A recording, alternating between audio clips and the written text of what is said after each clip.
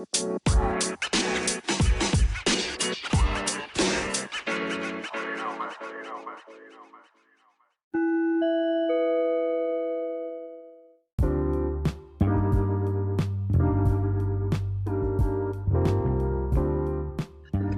teman-teman pendengar setia podcast LPDP Tanpa Beasiswa Tetap Bisa.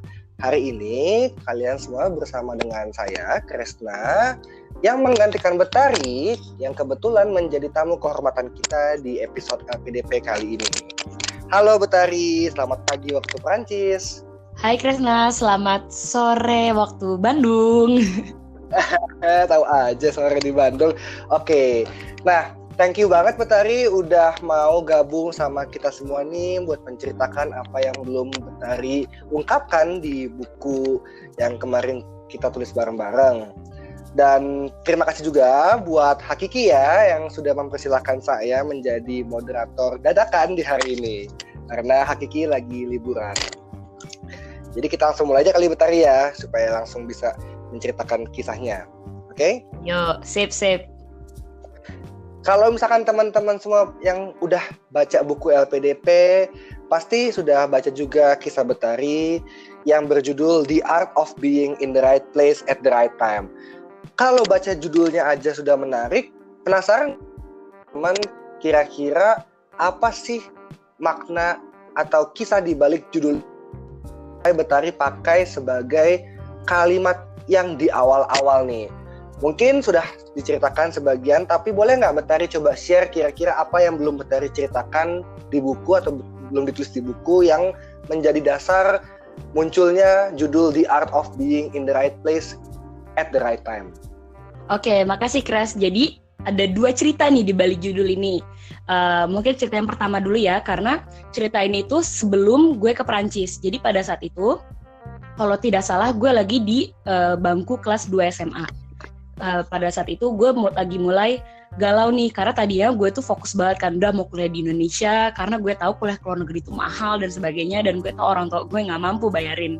Jadi gue lagi fokus gue harus persiapan buat ujian masuk perkuliahan tinggi di Indonesia.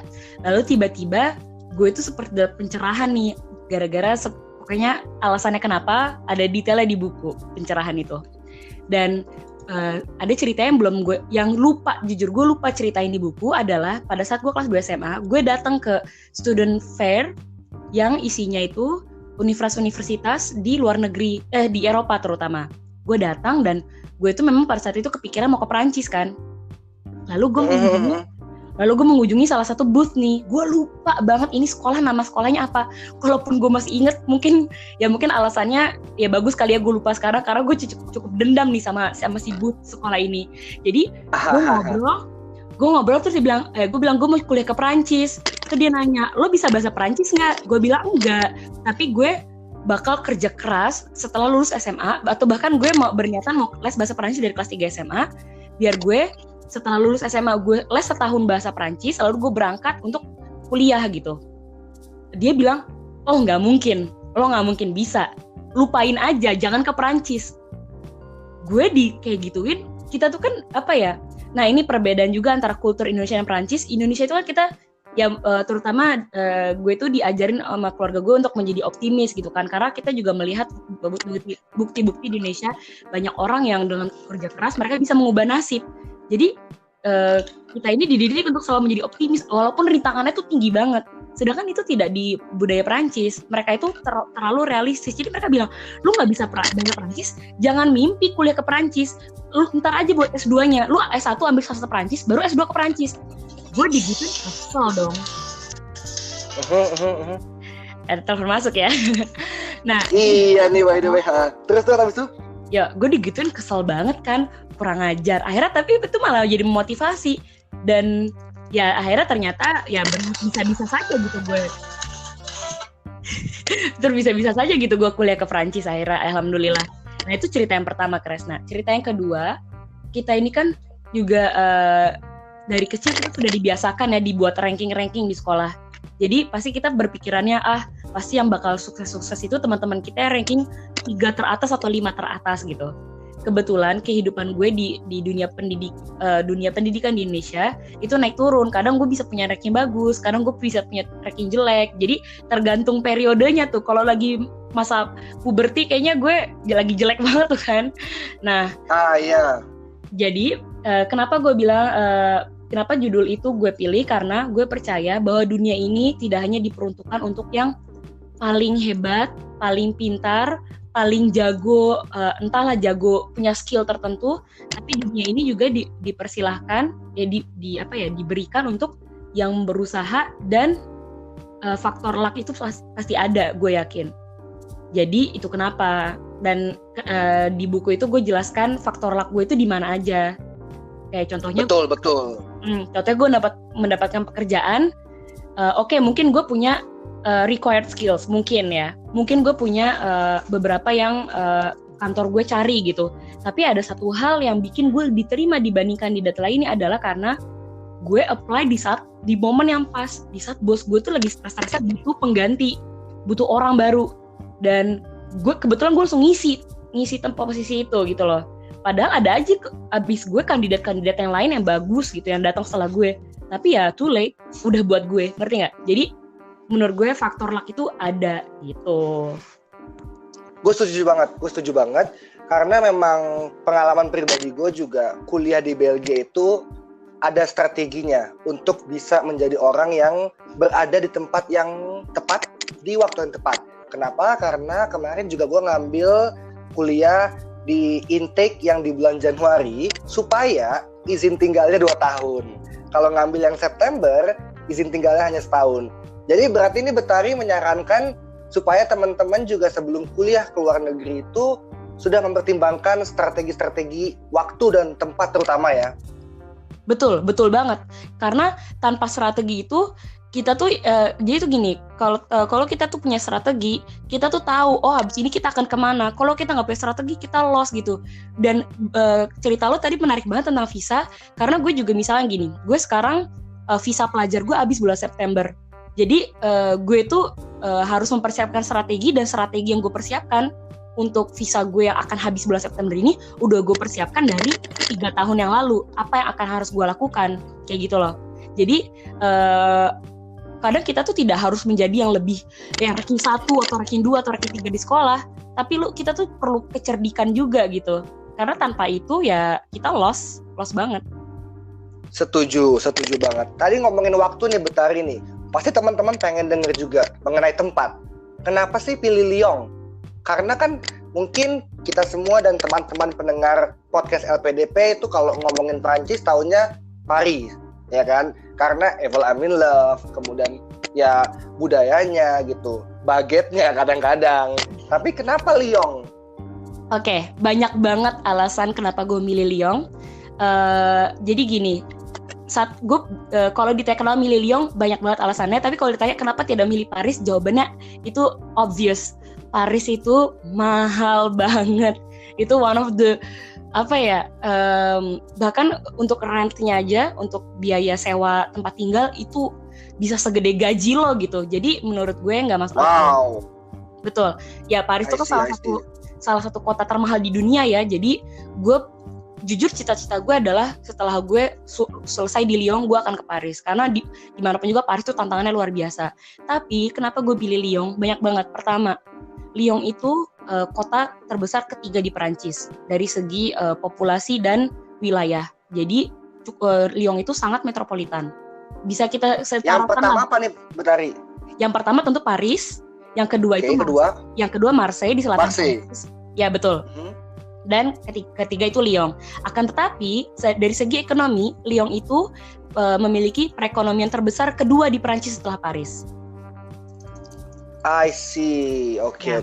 Ada lagi nih Kres, ada lagi. Jadi untuk kota metropolitan, menurut gue Lyon itu affordable. Gue nggak bilang murah ya, tapi affordable. Nah, dengan gaji gue sekarang, gue bekerja sebagai di kantor gue bisa hidup dengan decent lah di Lyon. Dan selain itu, mungkin juga kalau teman-teman yang suka sepak bola, Lyon itu punya punya image yang klub bola ya. Ya, dan klub bolanya Lyon itu sebetulnya itu tuh di balik kalau lu lihat Karim Benzema atau pemain-pemain besar Prancis itu rata-rata mereka tuh besar di Lyon. Di trainingnya tuh di Lyon kayak gitu. Oke, I see. Dan masih banyak banget alasan lainnya, terutama pokoknya kenapa menurut gue penting banget nih dari lihat aspek ekonominya, karena visi gue di Prancis itu kan jangka nggak dibilang jangka panjang sih, jangka lumayan panjang, sekitar ya 5-10 tahun. Jadi kalau gue mau berkarir di sini, kesempatannya besar juga, banyak perusahaan besar, banyak startup, udah mulai banyak.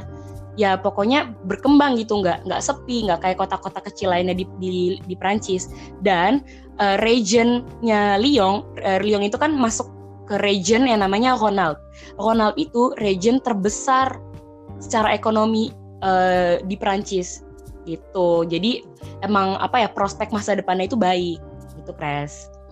Wah, berarti teman-teman semua nih kalau misalkan punya impian untuk ke Prancis atau bisa berbicara bahasa Prancis atau mungkin dapat pasangan orang Prancis, berarti bisa mengconsider untuk pergi ke Lyon instead of ke Paris ya?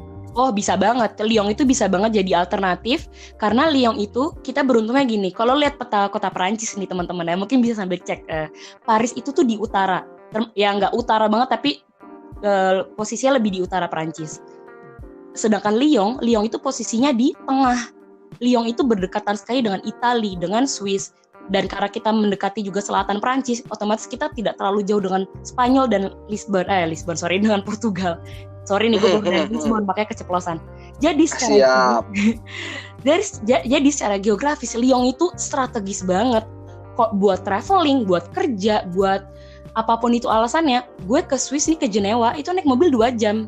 Gak nyampe, bahkan 1,5 jam. Ke Italia, ke Turin, itu tuh jaraknya jaraknya jauh kalau dia dari segi kilometer, tapi kan ada tol ya. Naik tol tuh paling 4-5 jam aja udah nyampe Italia. Jadi enak banget gitu loh. Ya Paris pun enak juga untuk traveling karena dekat mungkin dengan negara-negara utara ya, dekat dengan Belgia, dekat dengan Belanda.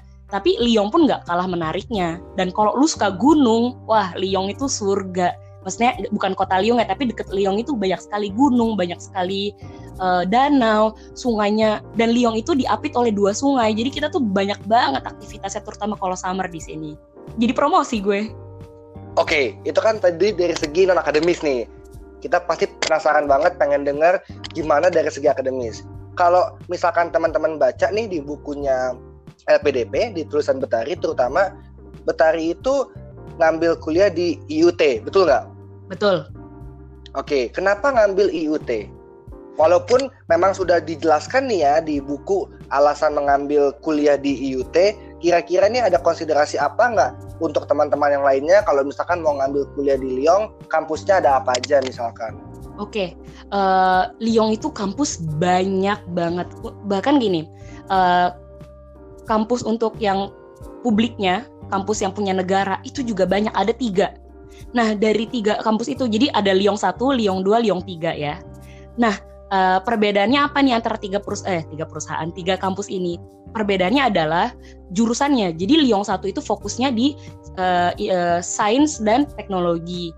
Lalu Lyon 2 itu kalau tidak salah lebih fokus di seperti ilmu-ilmu literatur, jurnalistik, komunikasi.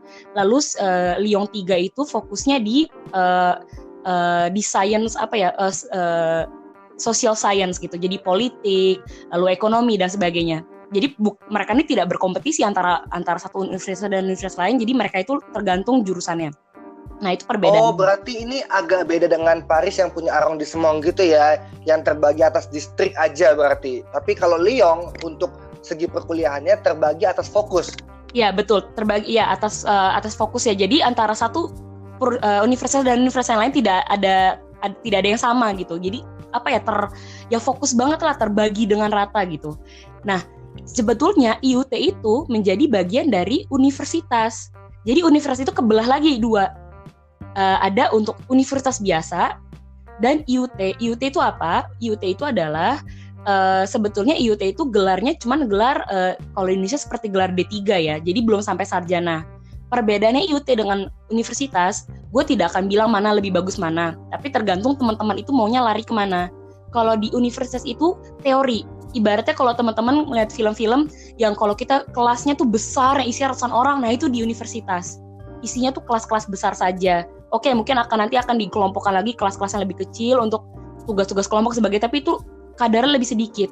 Sedangkan kalau di UT, kita tuh bener-bener fokus satu kelas itu maksimal 25 orang, dan IUT itu banyak banget praktiknya.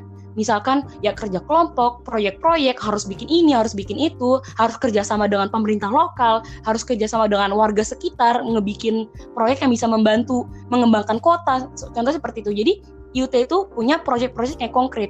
Jadi kalau teman-teman itu mau bekerja di bidang yang praktis, yang praktikal banget ya, misalkan teman-teman mau kerja jadi apalah contoh ya, kalau dulu gue sempat jadi community manager di suatu agen real estate, ya jangan kuliah ke universitas gitu, karena di universitas lo nggak akan diajarin cara ngeanalisa Google AdWords gitu misalkan. Jadi kalau mungkin teman-teman mau jadi jurnalis, oh ya tentu harus ke universitas gitu. Jadi tergantung fokus yang mau teman-teman lakukan. Nah kebetulan gue ini orangnya gue tuh nggak terlalu suka yang terlalu teori gitu. Gue suka yang ada praktiknya, yang ada kerja kelompok. Walaupun gue nggak terlalu suka kerja kelompok, tapi ya gue tahu praktikal itu bagus. Jadi kenapa gue milih IUT gitu. Nah dari IUT baru lo bisa lanjut ke universitas buat dapat gelar sarjana, atau lo bisa ke sekolah swasta, atau lo bisa, pokoknya banyak banget option. Jadi terbuka banget pintunya untuk semua orang. Baik, oke, berarti kalau misalkan IUT itu lebih mirip dengan SMK versi universitas gitu ya kalau di Eropa ya. Betul sekali. Kalau di Belgia istilahnya itu Hotekol, atau dalam bahasa Belandanya Hogeschool. Berarti mirip-mirip ya kalau misalkan di Perancis itu, atau terutama di Lyon, IUT yang kepanjangannya adalah Institut Universitaire de Technologie. Jadi itu dia. Institut Universitas Teknologi. Ya intinya seperti itulah kurang lebih. Jadi lebih ke teknik gitu. Teknologi di sini maksudnya bukan teknologi seperti yang kita kira digital dan sebagainya, tapi teknis gitu ya. Kita tuh diajari lebih teknis gitu. Dan kalau misalkan biasanya kita berpikir kalau di Perancis itu engineering school itu prestisius sekali. Tapi teman-teman yang lulusan IUT yang ngambil misalkan mechanical engineering, yang mereka itu lebih belajar praktik, bener-bener belajar nyolder mulu tiap hari gitu. Itu lu bisa ke engineering school, dan kalau lu masuk engineering school setelah lu IUT, lu bisa langsung ke jenjang sarjana yang lebih tinggi, bukan dari tahun pertama lagi gitu. Jadi akreditasinya itu tidak rendah.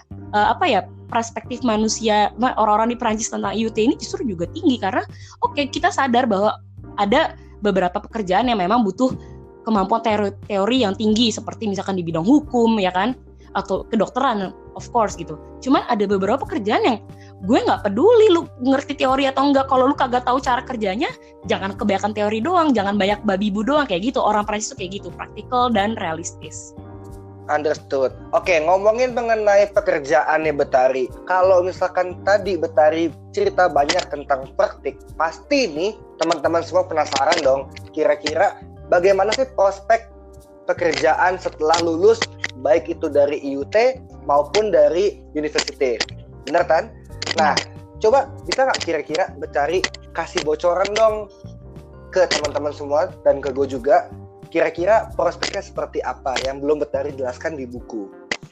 Oke, jadi gini, sebetulnya ini bakal cukup panjang nih ya. Jadi Perancis itu kan punya sejarah imigrasi yang cukup baru nih ya. Mereka itu kan banyak ada kedatangan yang cukup besar nih imigran dari Afrika, terutama dari Afrika Utara setelah Perang Dunia Kedua. Karena setelah Perang Dunia Kedua, Perancis itu kan hancur-hancuran lah, itu udah kebanyakan perang kan dihancurkan oleh, ya tahulah kalian teman-teman. Nah jadi mereka itu membutuhkan tenaga kerja. Hasilnya adalah ya bukannya mau gimana, cuma mereka itu membutuhkan tenaga kerja kasar, dan mereka itu membawa dari negara-negara jajahan mereka dari Afrika, terutama Afrika Utara, yaitu dari Algeria, Maroko, dan Tunisia. Itu 3 negara yang utama banget, tapi ada juga dari negara-negara lain.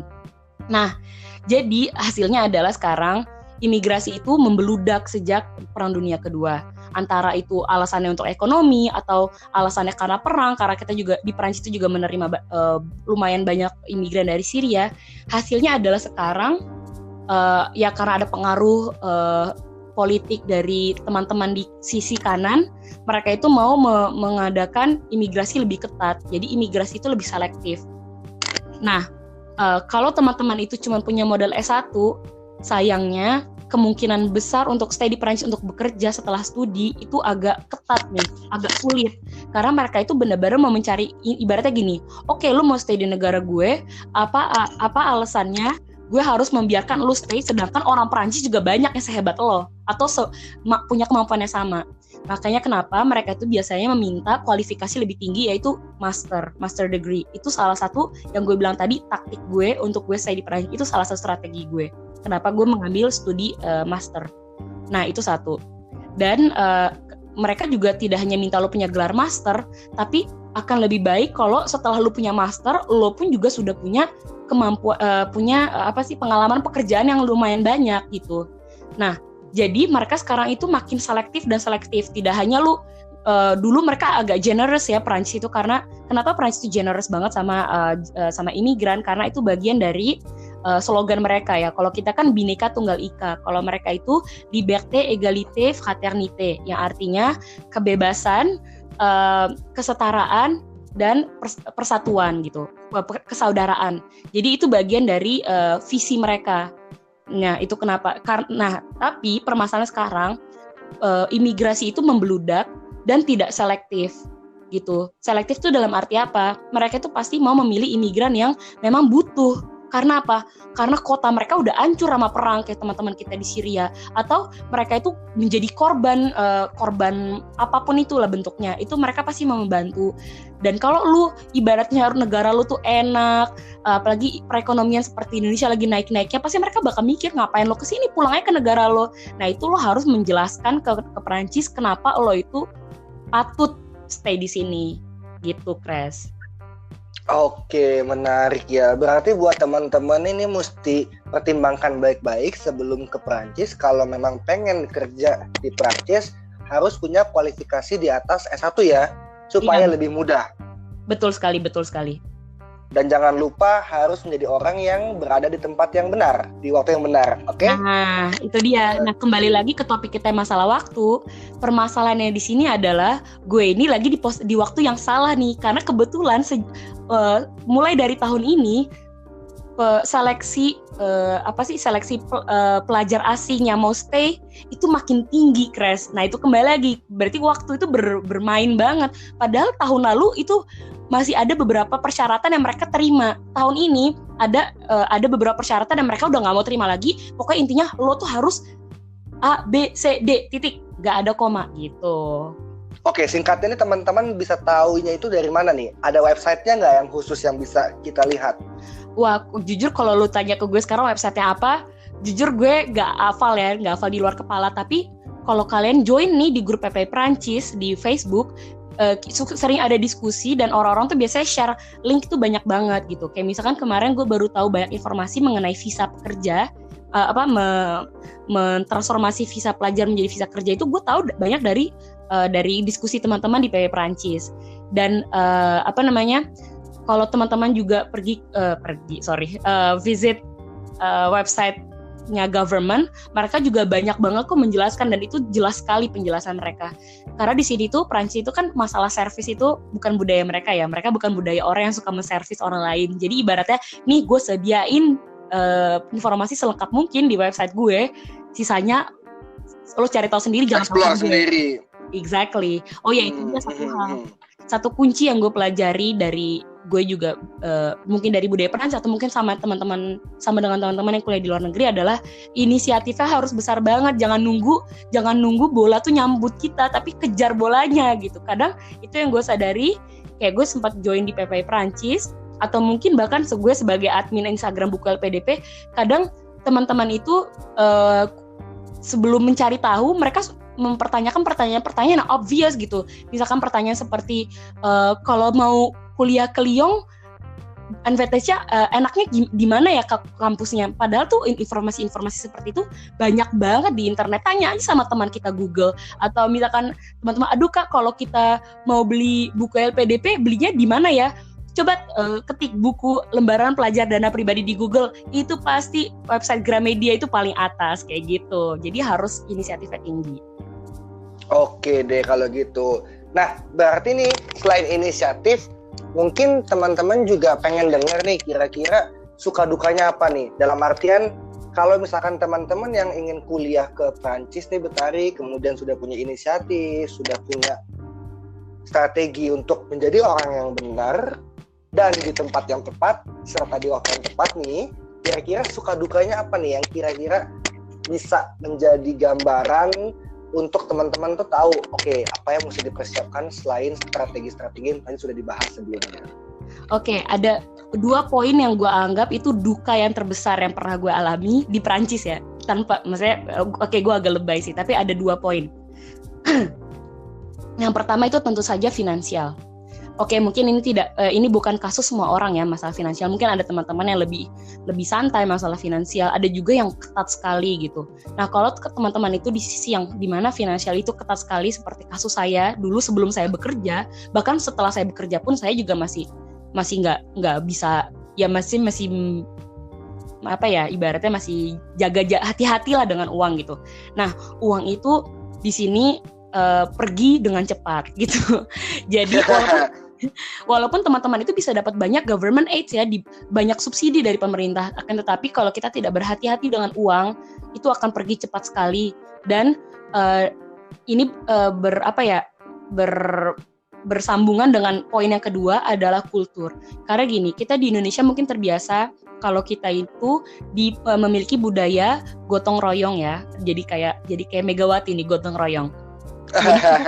Di Indonesia kita ngelihat nih ada teman yang kesusahan, pasti kita nggak akan mikir untuk yaudah kita bantu dengan semampunya kita. Karena juga kenapa kita bisa bantu, karena di Indonesia pun mungkin harga-harga relatif terjangkau. Sedangkan di sini pun mungkin kalau teman-teman Indonesia kita di Perancis mau membantu, mereka tidak bisa membantu banyak karena mereka pun punya masalah sendiri. Jadi kembali gitu finansial. Dan yang kedua adalah kultur. Karena yang membuat gue cukup shock di sini adalah walaupun kita sudah tahu ya, orang Barat, orang Prancis itu cukup individualis, walaupun kita sudah tahu teorinya nih udah ada nih, tapi praktiknya nggak ada. Jadi itu shock banget buat gue. Gue kaget banget ngelihat bagaimana di sini ya lo gue gitu. Ada beberapa individu yang tentunya tidak seindividualis itu, tapi in general lo gue kayak gitu. Jadi kita itu harus siap, jangan semua itu diambil hati. Dulu tuh gue orang sensitif, semuanya diambil hati. Sekarang gue belajar untuk ya udahlah, kita semua berbeda gitu loh. Jadi itu cukup mengagetkan, tapi kalau kita bisa pelajari itu dengan baik, sebetulnya pada dasarnya enak juga sih, karena orang sini pada kasarnya orang sini tuh bodo amat. Mau lu kayak apa kek, kemungkinan lo digosipin di belakang tuh kecil gitu loh. Karena di sini saking masing-masingnya, ya udah mau lo misalkan pakai baju yang norak gitu, yang atas bawah tuh beda aneh gitulah, nggak bakal dijudge gitu. Ya mungkin orang akan ngeliatin lo, tapi sebetulnya nggak judgy, lebih less judgy lah di sini orang-orangnya. Kayak gitu, Kres. Oke, itu dukanya. Itu dukanya. Sama sukanya yang tadi itu dia digabung ya, berarti ya orang-orang cuek itu bisa jadi suka juga jadi duka gitu ya. Tapi ini kalau sukanya apa nih? Wah, Kres, kok gue kalau ditanya sukanya apa, di sini tuh gue belajar satu hal yang gue tidak temukan di Indonesia, adalah bagaimana orang Prancis itu pay attention into every details. Dan mereka itu dari sisi apa pay attention-nya? Dari mereka itu sangat filosofis.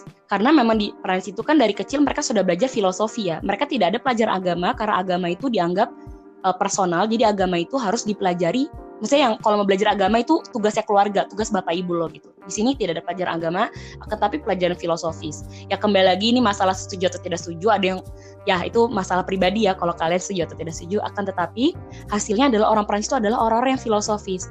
Jadi mereka itu memperhatikan detail itu dan mereka itu memiliki rasa kepemilikan yang tinggi sekali dengan budaya mereka. Kesannya kalau kita lihat dari point of view orang asing, kesannya orang Prancis tuh bangga banget sama negara, tapi enggak. Orang Prancis itu tidak lebih patriot dibanding orang-orang Amerika. Orang-orang Prancis itu bangga dengan kultur mereka, civilization mereka. Makanya mereka itu bangga, mereka tuh penting banget untuk masalah desain. Lo tuh nggak perlu ya, lo tuh nggak perlu ngerti desain, lo tuh nggak perlu ngerti fashion. Orang sini tuh menganggap itu tuh penting gitu loh, kayak gitu. Kayak makanya kenapa mereka tuh suka ke museum. Mereka tuh, gue lupa ya statistiknya, tapi ada banget statistik kalau tidak salah, pokoknya satu orang Perancis itu ke museum per tahun minimal entah berapa kali, dan itu banyak gitu. Mereka suka ke museum, mereka suka ke eksposisi, mereka suka baca buku. Mereka kalau jalan-jalan nih ke Paris sama teman-teman orang Perancis, pasti mereka juga menganalisa, wah gedungnya ini tipe ini pasti kalau tipenya ini dibangun tahun sekian oleh desainer yang seperti apa. Jadi mereka tuh memiliki rasa kepentingan yang tinggi sekali terhadap estetika. Akan tetapi jangan salah, bukan berarti mereka ini orang-orang yang palsu atau mereka itu orang yang menganggap kecantikan itu harus ditunjukkan. Justru French beauty standard itu mungkin untuk orang Indonesia itu terlalu polos. Artinya apa? Coba misalkan kita lihat teman-teman kita di Paris ya, cewek-cewek Paris yang trendy, mereka itu tidak make upan banyak. Mereka itu simple sekali dengan cara berpakaian, cara make up, dengan cara mereka bahkan kaum-kaum yang super kaya pun mereka bukan orang yang dandannya paling tebel misalkan. Ya bukan berarti yang dandan tebel salah, bukan. Tapi mereka itu memproyeksikan kecantikan itu lebih ke kecantikan alami yang lebih dari apa yang mereka punya kayak gitu. Dan itu gue appreciate banget sama detail-detail yang mereka taruh dan mereka aplikasikan di kehidupan sehari-hari gitu. Oke, menarik banget ya. Kalau misalkan kita dengar berarti kalau kita nih orang Indonesia yang seringkali tuh lupa akan detail gitu, yang menganggap mudah semua hal gitu, akan punya pengalaman untuk bisa menjadi orang yang lebih detail oriented berarti ya kalau di Prancis ya. Iya betul sekali, dan justru Kres dari pengalaman gue ini, gue tuh belajar, dan ini seperti kembali lagi another tamparan buat gue. Ya ampun, Indonesia itu juga sekaya itu sebetulnya. Kenapa gue nggak pernah menyadari itu sebelumnya gitu loh? Kenapa gue nggak pernah peduli dengan budaya gue sebelum waktu gue masih tinggal di Indonesia, waktu gue masih bisa appreciate itu gitu loh.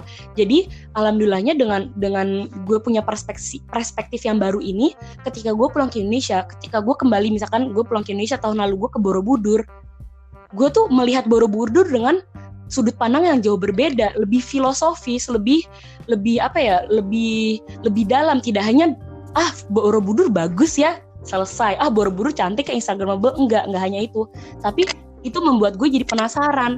Kenapa ini kisah Borobudur dibalik ya itu kan konon katanya ya Borobudur dibuat dalam satu malam. Tapi ya itu kembali lagi gue jadi penasaran gitu loh. Karena gue punya sudut pandang yang baru. Dan yang gue pelajari itu di Prancis kayak gitu. Oke, menarik sekali ceritanya Betari. Sayang banget nih teman-teman, kita waktunya kan terbatas ya. Tapi ini kalau misalkan teman-teman semua pengen tahu lagi nih lebih dalam mengenai cerita Betari, bisa kira-kira kontak kemana nih? Bisa ke Instagram gue di @betari, udah BTARI. Kalau mau ada informasi yang teman-teman tidak bisa dapatkan di Google karena mungkin pertanyaannya mau lebih ke personal atau informasinya lebih banyak di bahasa Perancis, tidak ada di bahasa Indonesia atau bahasa Inggris, silahkan tanyakan. Tapi kalau misalkan ada teman-teman bisa dapatkan informasi di Google, lalu teman-teman juga minta penjelasan lebih lanjut karena nggak ngerti, silahkan bisa ditanyakan di @betari di Instagram gitu. Oke, Betarinya berarti BTARI, Bravo Tango Alpha Romeo India, betul nggak? Betul sekali, betul. Oke, makasih banyak Betari. Tapi sebelumnya nih Betari nih, boleh nggak kalau misalkan Betari punya waktu 2 menit, kira-kira nih apa punchline atau pitch yang pengen Betari kasih tahu ke teman-teman yang penting banget yang harus di note sebelum berangkat ke Prancis di luar hal-hal yang sudah kita bicarakan tadi? Oke, sebetulnya ada satu hal, nggak tahu ya ini konvensional atau enggak nih apa gue sampaikan, tapi satu hal, kita ini tidak semua orang memiliki kapasitas linguistik yang sama. Ada teman-teman yang belajar bahasa lancar sekali, ada teman-teman yang memiliki kesulitan yang banyak. Kalau di Perancis itu mereka sangat mementingkan kemampuan bisa berbahasa Perancis. Kalau setelah teman-teman belajar selama beberapa bulan dan teman-teman mendapatkan kesulitan yang sangat tinggi karena ini nggak mungkin nih gue bisa bahasa ini, jangan dipaksakan. Ada 1000 cara untuk teman-teman bisa pergi ke luar negeri. Ada negara lain yang bisa menerima kita dengan bahasa Inggris karena Perancis itu bukan satu-satunya destinasi. ada destinasi lainnya. Tapi kalau teman-teman ngotot banget mau ke Prancis, cuma ada satu kunci, yaitu mau gak mau mati-matian belajar bahasanya. Karena kita bisa survive dengan bahasa Prancis yang adanya, tapi kita cuma bisa survive, kita tidak bisa strive.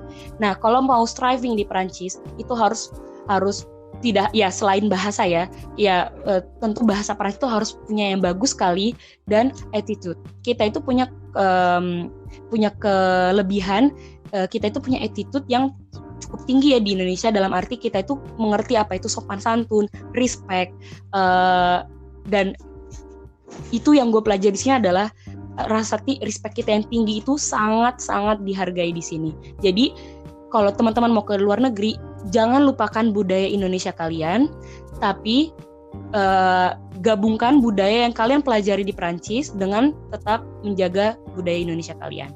Itu Wih, mantap banget. Oke, makasih banyak Betari. Sebelum kita tutup semuanya, kan tadi ngomongin bahasa nih, boleh dong coba sekali satu kalimat Betari ceritakan coba sampaikan dalam bahasa Prancis untuk menutup podcast kita kali ini ke teman-teman pendengar setiap podcast Buku LPDP. Oke, aduh sebentar mikir dulu ya. Baik, ditunggu. Merci beaucoup les amis d'être là, merci d'avoir écouté ce podcast, j'espère que ça vous a plu et n'oubliez pas de vous abonner sur notre page Spotify ou page Instagram et à bientôt. Oke, gue translate ya, karena gue juga di Belgia. Terima kasih banyak teman-teman semua pendengar LPDP. Jangan lupa follow Instagram Buku LPDP dan dengerin podcast kita semua. Bener ya? Ya, betul. Bravo, Kres, lo belum lupa. Makasih banyak sekali lagi Betari. Terima kasih teman-teman sudah mendengarkan podcast Buku LPDP tanpa beasiswa. Tetap bisa. Selamat sore dari Bandung. Dadah.